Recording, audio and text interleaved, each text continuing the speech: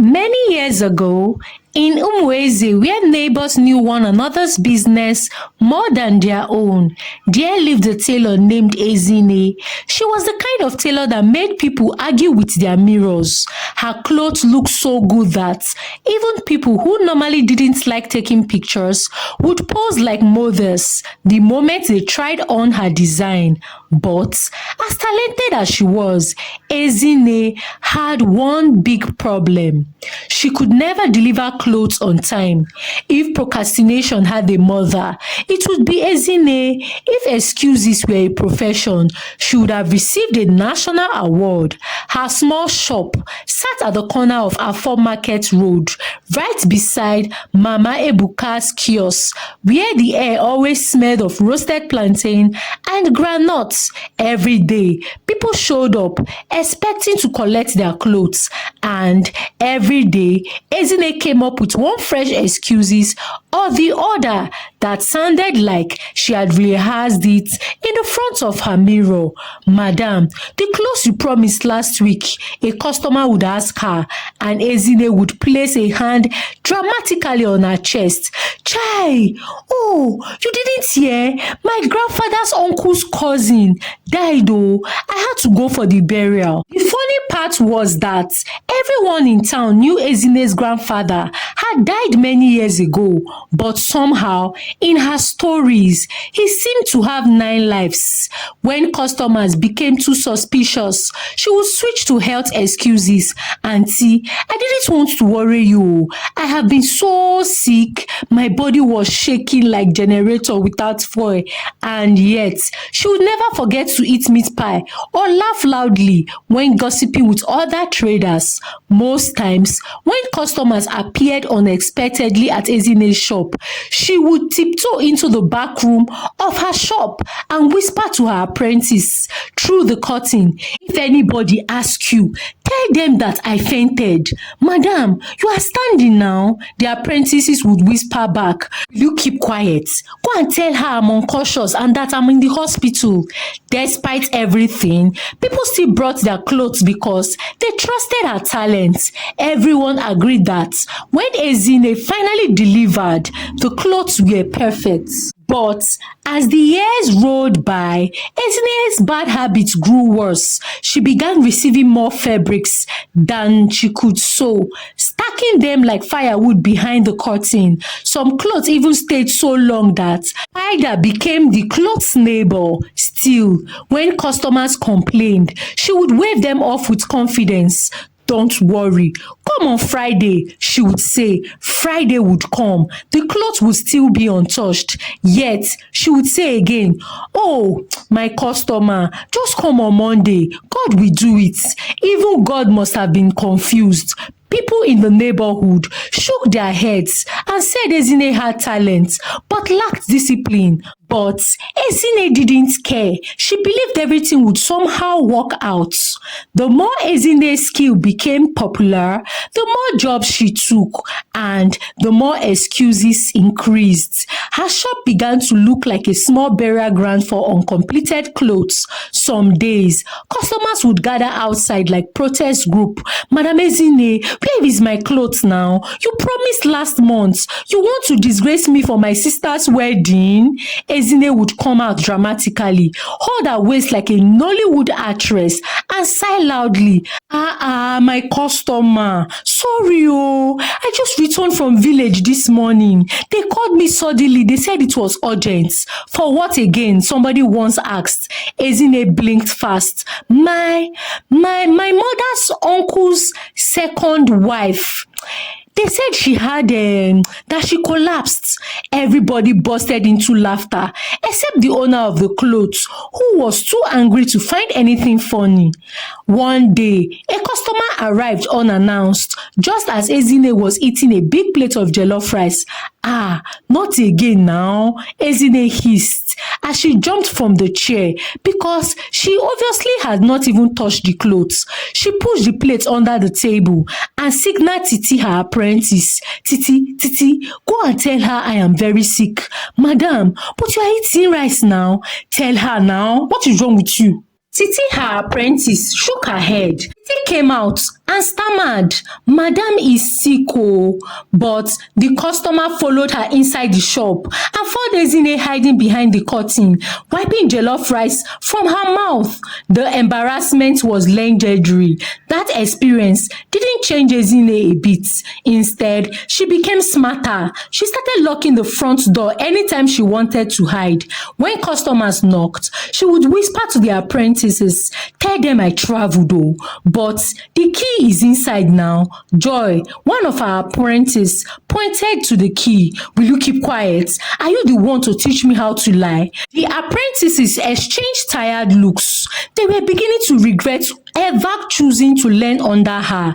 Behind the curtains, heap of undone clothes grew taller every week. She would push on piles to the left, another to the right, and the floor would still be full. Many customers stopped giving her bright colored fabrics because they feared she would turn them into cotton for her shop by accident. Whenever she actually touched her sewing machine, she would sew for 15 minutes, stand up, gist for 30 minutes, and then rest for 1 hour. Everyone wondered how her business had survived for so long. Ezine had 3 apprentices: Titi, a tall, gentle girl who hated stress; Joy, who laughed at almost everything, even when the situation wasn't funny; and Oluchi, the quiet and observant, the determined one. All 3 came with the dream of becoming professional tailors. But under Ezine, dreams didn't grow, only frustration did. On the first day they arrived, Ezine had promised them the world. "You people are lucky to learn under me oh," she had said proudly. "In 1 year, you will start sewing like magic. You will become better than even the best fashion designer in Nigeria." 3 years passed. They could barely even thread a needle properly. Whenever it was time to teach them practical cutting, Ezine would suddenly develop errand. "Titi, go and buy me tomatoes," she would shout. "But madam, you told me to bring tomato this morning now. Are you the one feeding me? Go now before the market closes." She would send Joy to buy thread under the hot sun. Oluchi would be sent to buy recharge card or buy pure water. Sometimes she sent all 3 out at once, leaving her alone in the shop. Then, the moment they stepped out, she would bring out the expensive fabric and cut it quickly, making sure they never saw the important parts of the cutting. And if they asked her to repeat something she did, she would wave them away. "Don't worry, you will learn it when your mind is ready." Meanwhile, it was her mind that wasn't ready to teach. Other times, she would wait until they closed for the day before taking out the fabric she hid and start sewing till late at night. Soon, the apprentices soon realized that their madam was deliberately preventing them from learning too much. Ezine didn't want them to become experts and leave her shop to become competition. The girls were fed up. One evening, after they closed, the 3 apprentices walked home quietly. Titi broke the silence. "I can't continue like this oh. I have been here for years and my mother is beginning to ask questions." Joy sighed dramatically. "Me, I came here to learn sewing, but all I do is to run errands. I don't even know if I still remember how to use a needle." Oluchi looked at them and said nothing. Her face was calm, but inside, her heart was burning decision. She had watched Ezine deceive customers, lie endlessly, and hide knowledge from them. Within her, she told herself that she would never leave Ezine's shop without learning the craft she loved so much. She went home that night with a troubled mind. Her dream of becoming a tailor was too important to throw away, but staying long under Ezine without learning anything was frustrating. Oluchi sat on the bed and remembered all the moments Ezine had pushed them away anytime she wanted to do something complicated. She remembered the time she pretended to send them on errands just to hide her technique. A plan began to form in her mind, a risky plan. Next morning, Oluchi arrived at the shop earlier than the others. She watched Ezine closely, her movements, her routine, the way she positioned her table, the way she handled fabrics. She didn't want them to see. That evening, she passed by a small electronics store and saw something on display, a tiny camera recorder, small enough to hide anywhere. Oluchi bought the camera and she hid the recorder inside her pocket and walked home, her heart beating with excitement and fear.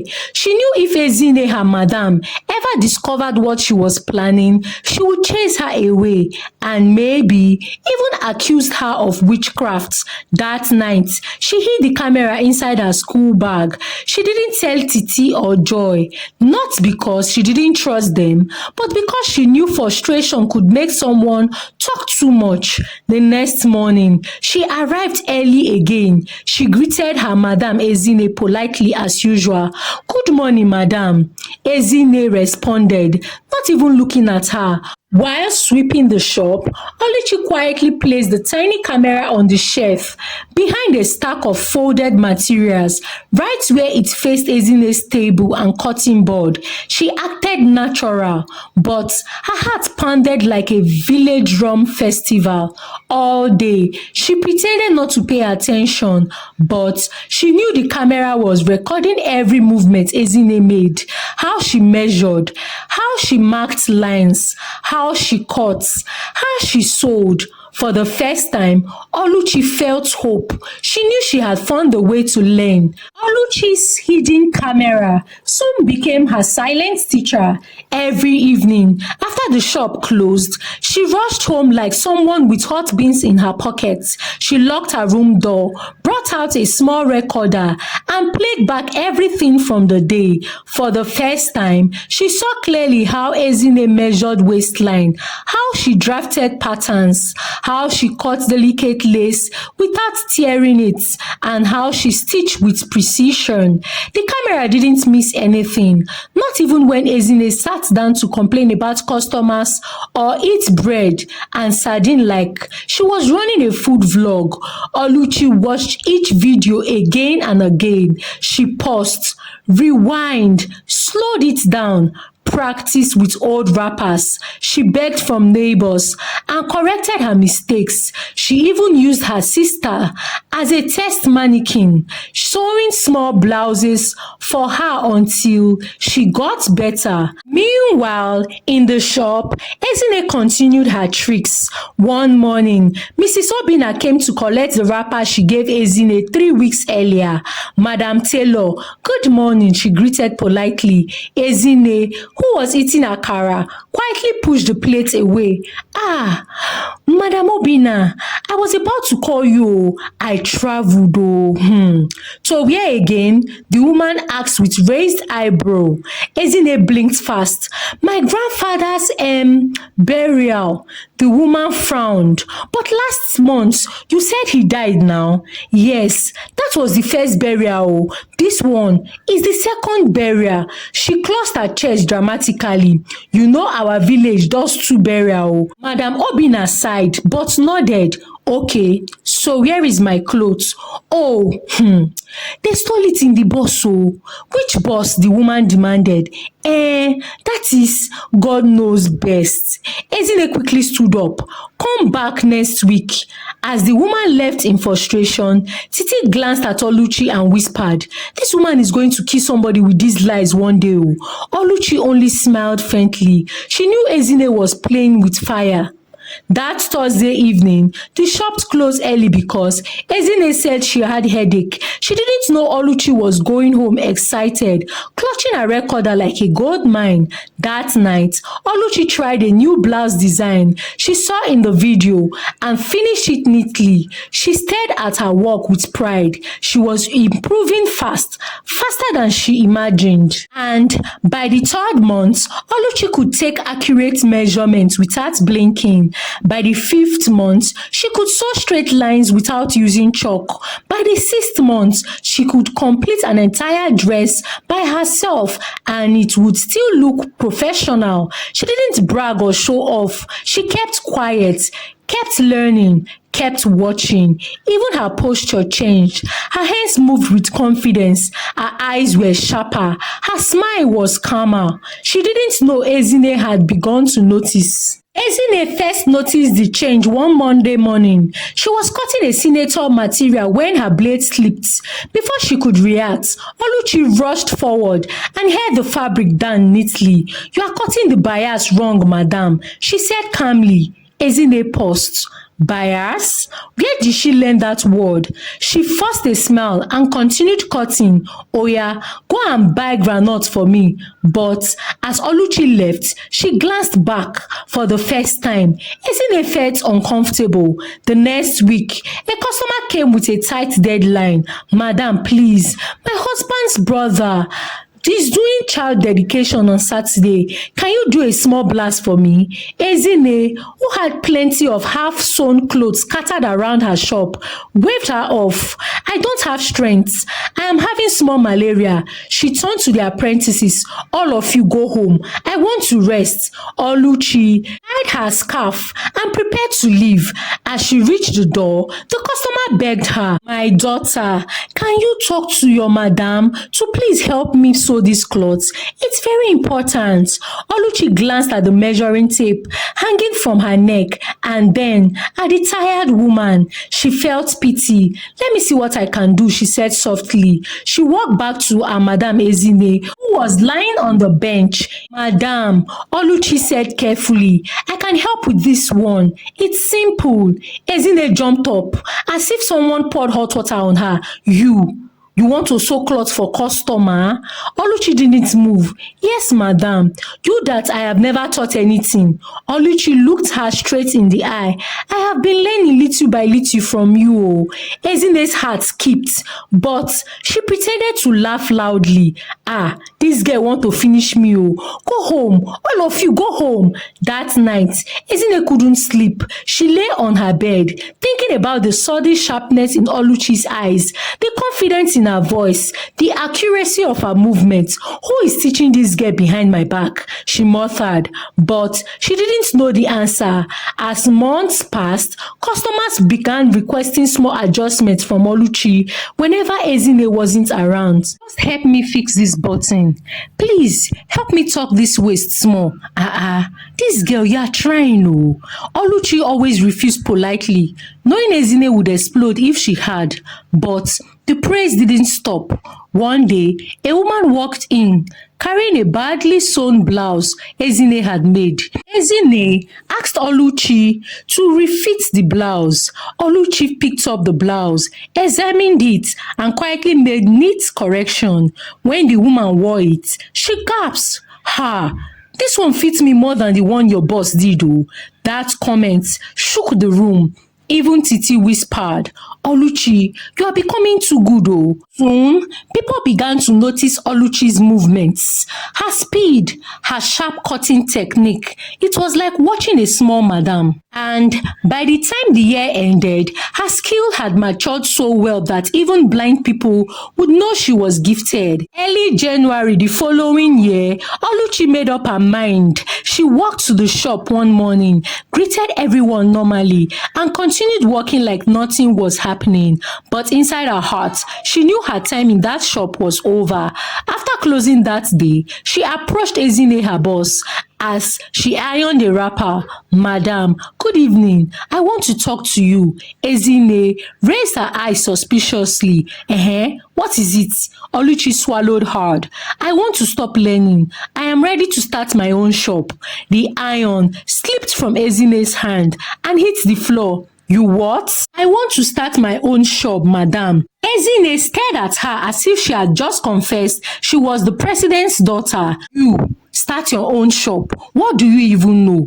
Oluchi didn't argue. She simply said, "Madam, I am ready." Ezine's face twisted. She hissed and waved her hand.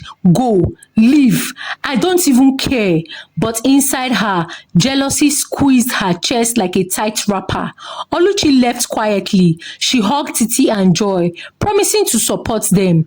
Within 2 weeks, with the little savings she had and a loan from her aunt, she rented a small shop near the junction. Bright, clean, and organized, she painted the wall light yellow, bought a second-hand sewing machine, 2 mirrors, a cutting table, and a small fan. She hung a soundboard outside. Oluchi stitches, neat and prompt sewing. People laughed when they saw the prompt parts, but the laugh didn't last. Before long, customers started visiting. Some came because they were tired of Ezine's lies. Some came because they heard rumors that a young girl was sewing better than a madam. Some came out of curiosity. After the first week, 3 women brought their children's uniform to sew. By the second week, 5 people brought senators' material to be made.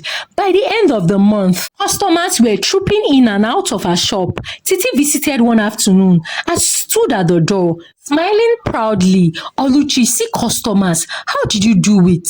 Oluchi smiled. "Hard work." But deep down, she thanked God for the little camera that changed everything. Meanwhile, Ezine's shop was becoming emptier every week. Customers were living like birds, escaping from fire. Ezine began to feel the impact. Her rent was due. Her fridge was empty. Her lies were no longer giving her peace. She blamed everyone except herself. One afternoon, Mrs. Chukwudi entered Ezine's shop, holding a bright smile and a nylon bag containing a very expensive customized fabrics she bought for a special event. "Ezine, my tailor, do this one well for me, oh. It is for my daughter's traditional marriage." Ezine smiled widely, grabbed the fabrics and boasted, "No problem. Come in 2 weeks. You will dance when you see it." But the moment Mrs. Chukwudi left the shop, Ezine sighed. She already had a pile of undone work lying around her like an abandoned project. Still, greed didn't allow her to refuse. 2 weeks later, Mrs. Chukwudi returned, but her clothes was untouched. Ezine's heart raced. She needed a lie, fast. She placed a hand on her head dramatically. "Madam Mrs. Chukwudi, my shop was robbed, oh. Robbed. Armed robbers came to rob my shop." Mrs. Chukwudi gasped. "Yes now, thieves entered at night, oh. They stole many fabrics from this shop. Oh my God." "Really? Are you serious?" Mrs. Chukwudi was in shock. She started crying. Ezine hugged her, pretending to be heartbroken. "Don't cry, my sister. Don't cry. I will try all I can to give you back that money or the fabrics." The woman could not help but allow Ezine go. She told Ezine that she understand that it was beyond her power and that no one prays for a robbery attack. Ezine hugged her. The woman left sadly, wiping tears from her eyes. But unknown to her, Ezine had secretly sold the fabric to another customer for a higher price. The woman who bought it loved it so much that she paid double. The trouble began one afternoon. Mrs. Chukwudi attended a friend's party. She was eating jollof rice when a lady walked past wearing the dress that looked extremely familiar, too familiar. Mrs. Chukwudi froze. She stood up, approached the woman, and tapped her politely. "Excuse me, oh, sorry. This fabric and design is so beautiful. Where did you buy it?" The woman smiled proudly. Oh, I bought it from Ezine's shop. Oh, she said someone brought it but couldn't pay the balance and the person asked her to sell it. I liked it, so I bought it for 100,000 naira. Mrs. Chukwudi's spoon fell from her hand. The shock traveled from her head to her feet. Her fabric had special embroidery, a design she specially ordered. There was no mistake. This was her clothes. Blood rushed to her face. Her hands trembled. Auntie, sorry again, oh. Please, do you have receipt of you buying these clothes? The woman nodded. Why not? Can I see it? Of course, if you want to. I don't even mind you seeing it. I would get the receipt for you. Just let me know when you need it. Though the woman wasn't comfortable, but the way Mrs. Chukwudi approached her made her to answer Mrs. Chukwudi politely. Mrs. Chukwudi reported the case to the police the following day. They walked calmly to Ezine's shop. As they got there, they saw her. Are you Ezine? Ezine the tailor? Ezine smiled proudly. Yes, officer. Any problem? Mrs. Chukwudi stepped forward. You sold my clothes to somebody else. The smile on Ezine's face vanished. Her lips trembled. Me? Sell your clothes? God forbid, oh. It was robbers. Robbers that attacked me in this shop. Before she could finish, the woman wearing the dress also arrived, holding the wrapper she bought. I bought it here, she said, pointing without fear. She even gave me a receipt to that effect. She even begged me to pay fast because someone else wanted it. The entire shop went silent. Ezine's mouth opened and closed like a fish that forgot how to breathe. All her lies dried up like water on hot charcoal in her mouth. That was the moment the officer said, Madam, you are under arrest. The shop, once noisy with gossip and laughter, became quiet enough to hear a pin drop. Even Oluchi, who coincidentally came to the shop to pick the remaining part of her belongings in the shop, watched from the corner with mixed emotion. She didn't rejoice. She didn't smile. She just sighed, remembering all the warning life had given her madam. All the warnings she ignored. She sighed, remembering all the warning life had given her. As Ezine was led away, she shouted, Please now, let me explain. I can explain, oh, I can explain everything. But this time, nobody wanted to hear her story because the truth has finally revealed itself. Ezine's arrest spread faster everywhere. People were talking about it. Me wey know say that woman, she showed me last year December. Oh, do you know what she told me? She told me that she broke her leg last December. See the leg now, like yam leg. Customers she had once disappointed came to confirm if the rumors was true. They peeked into her shop, shook their heads and said, God abeg oh. Meanwhile, in the police station, Ezine sat on a wooden bench, her face swollen from worry. Her mind ran in cycles. She remembered every lie she had ever told, every customer she deceived and disappointed, every of her apprentices she had once frustrated. And for the first time, she saw the pattern clearly. She had been building her own downfall with her own hands. When the officers questioned her, she tried to talk her way out. Officer, it was a mistake. Oh, officer, I didn't mean it. Officer, I can explain. But evidences was too strong. The woman who bought the clothes showed her receipt. Mrs. Chukwudi explained her side. Witnesses in the market told stories of Ezine's long history of lies and that no robbers ever came to attack her in the shop. It was no longer just about the fabrics. It was about character and about deceit and fraud. And eventually, the officers gave her bail conditions and told her to prepare for court. She returned home in shame, unable to look anyone in the eye. Ezine felt embarrassed. Even her apprentices from the past stayed far away from her. In the following weeks, customers stopped coming. She closed her shop early every day. Bills piled up, and she had no peace. And slowly, Ezine's shop became a shadow of itself. Meanwhile, Oluchi's shop was booming. People who once gave Ezine fabrics now queued outside Oluchi's bright yellow shop. Her sewing machine sang from morning till night. Her hands moved with confidence. Her business grew. And she made sure she taught her apprentices with precision, care, and love, making sure they learn everything they need to learn. Customers streamed daily into Oluchi's shop, not just because her work was good, but because she was honest, humble, and very reliable. And as the weeks turned into months, the town adjusted to a new order. Where Ezine once stood as the star tailor, now Oluchi stood in her place. Thank you for watching.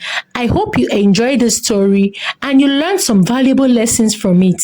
Kindly share with us the valuable lessons you have learned from this story as we interact in the comment section. Like this video please, and do well to subscribe to this channel if you're not already subscribed, and kindly share out this video to your loved ones. Until I come your way again with another story, for now from me it is bye.